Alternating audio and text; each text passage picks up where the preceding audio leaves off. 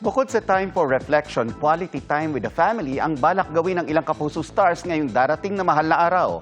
Ang kanilang Holy Week plans sa Aking Chika. This Holy Week, I will be with my family. Tuwing Semana Santa, nakaugalian na raw ni samahan ng mga makasalanan star David Licauco at ng kanyang pamilya na magbisita iglesia. We will do the 7 churches, bisita iglesia. Yun kasi yung family tradition namin the past years. Bisita iglesia rin with Julian San Jose ang planong gawin ni River Cruz. Gusto namin magbisita ng iglesia and spend time lang with the family and her family.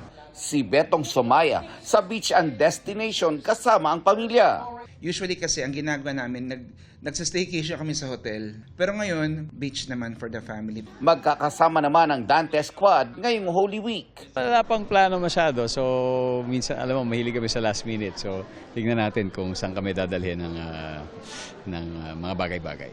Ganyan din ang Holy Week plans ni Camille Prats na excited nang makasama ang kanyang buong pamilya.